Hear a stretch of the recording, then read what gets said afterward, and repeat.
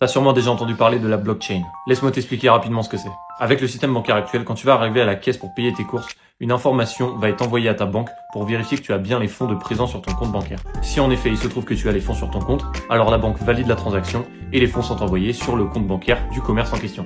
Mais du coup, le principal problème dans ce système, c'est que tous ces chiffres et toutes ces transactions sont contrôlés par un groupe d'êtres humains qui fait l'intermédiaire, les banques. Ça leur donne un énorme pouvoir puisqu'ils contrôlent littéralement tout l'argent qui s'échange. Mais du coup, il y a certaines personnes qui se sont dit que ce serait beaucoup plus intéressant d'avoir un système totalement indépendant et décentralisé qui ne passe par aucun intermédiaire. Et c'est de là que vient la blockchain.